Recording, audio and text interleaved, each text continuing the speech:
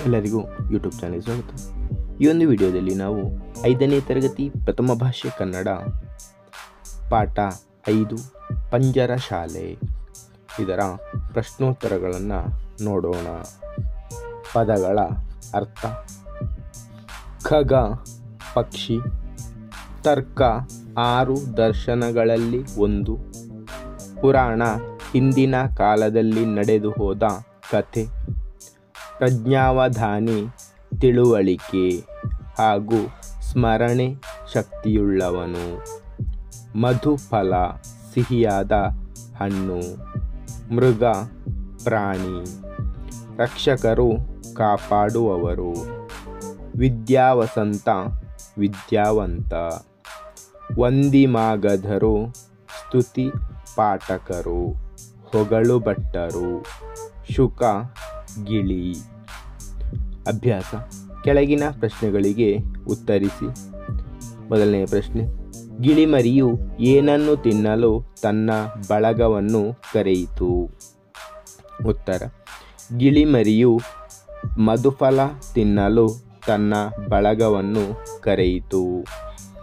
ಎರಡನೆಯ ಪ್ರಶ್ನೆ: ಮಂತ್ರಿಯ ಪ್ರಕಾರ ಗಿಳಿಮರಿಗೆ ಏನೇನು ಬರುವುದಿಲ್ಲ ಎಂದು ಹೇಳಿದನು? ಉತ್ತರ: ಮಂತ್ರಿಯ ಪ್ರಕಾರ ಗಿಳಿಮರಿಗೆ ಸಂಗೀತ, ನೃತ್ಯ, ಗದ್ಯ ಪದ್ಯದ ಭೇದ, 1-2ರ ಮಗ್ಗಿ ಕೂಡ ಬರುವುದಿಲ್ಲ ಎಂದು ಹೇಳಿದನು. ಮೂರನೆಯ ಪ್ರಶ್ನೆ: ರಾಜನು ಗಿಳಿಮರಿಯನ್ನು ಯಾವ ಶಾಲೆಗೆ ಸೇರಿಸಲು ಆದೇಶ ಮಾಡಿದನು? ಉತ್ತರ: ರಾಜನು ಗಿಳಿಮರಿಯನ್ನು ರಾಜಶಾಲೆಗೆ ಸೇರಿಸಲು ಆದೇಶ ಮಾಡಿದನು. ನಾಲ್ಕನೆಯ ಪ್ರಶ್ನೆ: ರಾಜನು ಯಾರನ್ನು ಶುಕ ಶಿಕ್ಷಣ ಮಂತ್ರಿಯನ್ನಾಗಿ ನೇಮಿಸಿದನು?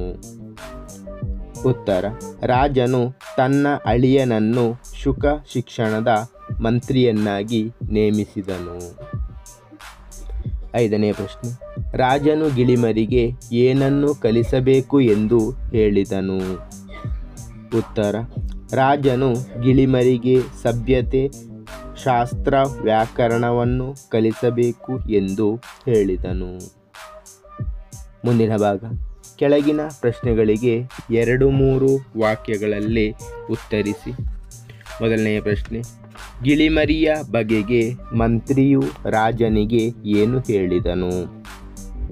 ಉತ್ತರ: ಗಿಳಿಮರಿಯ ಬಗೆಗೆ ಮಂತ್ರಿಯು ರಾಜನಿಗೆ ಇದೊಂದು ಅರಣ್ಯವಾಸಿ, ನಿರಕ್ಷರ ಕುಕ್ಷಿ, ತೀರಾ ಅಸಂಸ್ಕೃತ, ಸಂಗೀತವಿಲ್ಲ, ನೃತ್ಯವಿಲ್ಲ, ಗದ್ಯ ಪದ್ಯದ ಭೇದ ಗೊತ್ತಿಲ್ಲ, 1-2ರ ಮಗ್ಗಿ ಕೂಡ ಬರೋದಿಲ್ಲ, ಇದಕ್ಕೆ ಬರೋದು ಒಂದೇ, ಗಿಡ ಮರ ಹತ್ತಿ ಕೊಂಬೆ ಮುರಿದು ಹಣ್ಣು ತಿನ್ನುವುದು, ಉದುರಿಸೋದು ಎಂದು ಹೇಳಿದನು. ಎರಡನೇ ಪ್ರಶ್ನೆ: ರಾಜನು ಗಿಳಿಮರಿಗೆ ಏನು ಮಾಡುವಂತೆ ಮಂತ್ರಿ ಹೇಳಿದನು? ಉತ್ತರ: ರಾಜನು ಗಿಳಿಮರಿಯನ್ನು ರಾಜಶಾಲೆಗೆ ಸೇರಿಸಿ ರಾಜಾಧ್ಯಾಪಕರಿಂದ ಶಿಕ್ಷಣ ಕೊಡಿಸಿ ಈ ಅನಾಗರಿಕ ಶುಕಪಕ್ಷಿಯ ಆದಿಮ ಪ್ರವೃತ್ತಿಗಳನ್ನು ಸುಧಾರಿಸಿ ಆಧುನಿಕವಾಗುವಂತೆ ಮಾಡಿ ಎಂದು ಮಂತ್ರಿಗೆ ಹೇಳಿದನು. ಮೂರನೇ ಪ್ರಶ್ನೆ: ಗಿಳಿಮರಿಯು ಏನೇನು ಕಲಿಯಬೇಕು ಎಂದು ರಾಜನು ಹೇಳುತ್ತಾನೆ? ಉತ್ತರ: ಗಿಳಿಮರಿಯು ಸಭ್ಯತೆ ಕಲಿಯಲಿ, ಕಾಡುತನ ಮರೆಯಲಿ, ಶಾಸ್ತ್ರ ವ್ಯಾಕರಣ ಕಲಿತು ಸುಶಿಕ್ಷಿತವಾಗಲಿ, ತಾನು ಸುಸಂಸ್ಕೃತವಾಗಿ ಕಾಡಿನ ಉಳಿದ ಶುಕಪಕ್ಷಿಗಳನ್ನು ಸಭ್ಯ ಮಾಡಲಿ ಎಂದು ರಾಜನು ಹೇಳುತ್ತಾನೆ.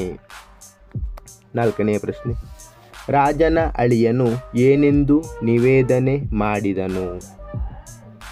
ಉತ್ತರ: ಗಿಳಿಮರಿಯನ್ನು ರಾಜಶಾಲೆಗೆ ಸೇರಿಸುವ ಮುನ್ನ ಒಂದು ಮುಖ್ಯವಾದ ತಥ್ಯವನ್ನು ಕಂಡುಹಿಡಿಯಬೇಕು. ಇದರ ಅಸಭ್ಯತೆಗೆ ಮತ್ತು ಅವಿದ್ಯೆಗೆ ಮೂಲ ಕಾರಣವನ್ನು ಕಂಡುಹಿಡಿಯಬೇಕು. ಈ ಗಿಳಿಮರಿ ತಿನ್ನೋದೇನು, ಕುಡಿಯೋದೇನು, ಇದರ ಆವರಣ ಎಂಥದ್ದು, ಇದು ಇರೋದೆಲ್ಲಿ, ಹಾರೋದೆಲ್ಲಿ, ಇದರ ರೆಕ್ಕೆ ಪುಕ್ಕ ಕೊಕ್ಕುಗಳ ಉದ್ದಗಲವೆಷ್ಟು, ಭಾರವೆಷ್ಟು, ಈ ಅಂಶಗಳ ಬಗ್ಗೆ ದೀರ್ಘ ಸಂಶೋಧನೆ ನಡೆಯಬೇಕೆಂದು ರಾಜನ ಅಳಿಯನು ನಿವೇದನೆ ಮಾಡಿದನು. 5ನೇ ಪ್ರಶ್ನೆ. ಮಂತ್ರಿಯು ರಾಜನ ಅಳಿಯನ ಬಗೆಗೆ ಹೇಳಿದ ಮಾತುಗಳಾವುವು? ಉತ್ತರ.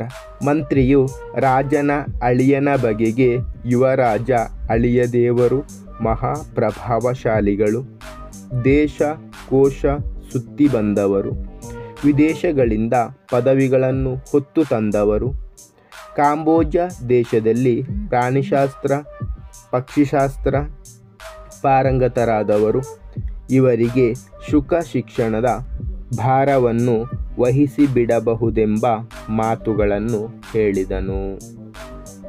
ಮುಂದಿನ ಭಾಗ. ಬಿಟ್ಟ ಸ್ಥಳಗಳನ್ನು ಸೂಕ್ತ ಪದಗಳಿಂದ ತುಂಬಿರಿ. 1ನೇ ಪ್ರಶ್ನೆ.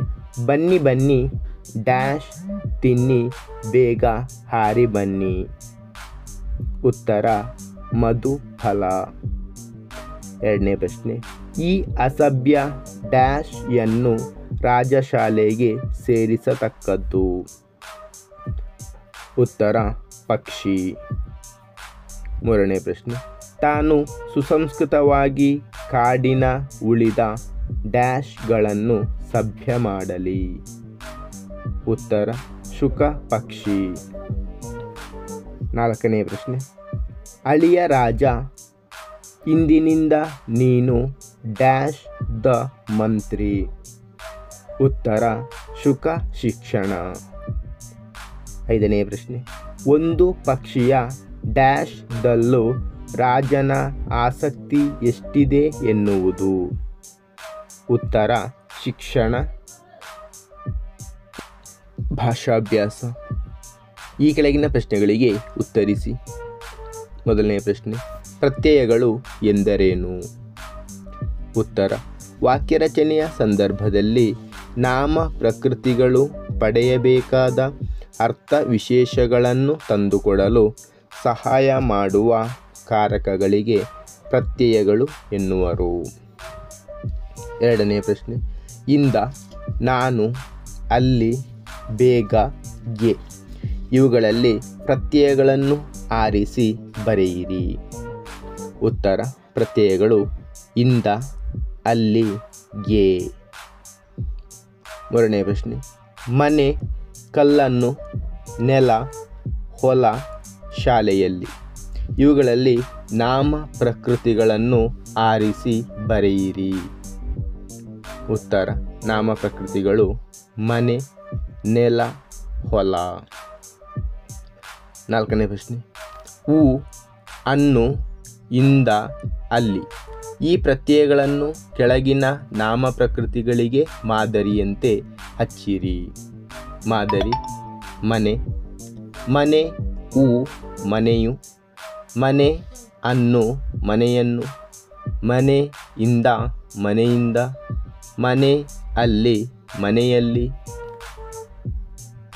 ನೆಕ್ಸ್ಟ್ ಮುಂದಿನ ನಾಮ ಪ್ರಕೃತಿ ಶಾಲೆ. ಶಾಲೆ, ಉ, ಶಾಲೆಯು. ಶಾಲೆ, ಅನ್ನು, ಶಾಲೆಯನ್ನು. ಶಾಲೆ, ಇಂದ, ಶಾಲೆಯಿಂದ. ಶಾಲೆ, ಅಲ್ಲಿ, ಶಾಲೆಯಲ್ಲಿ. ಮುಂದಿನ ನಾಮ ಪ್ರಕೃತಿ ಹೂವು.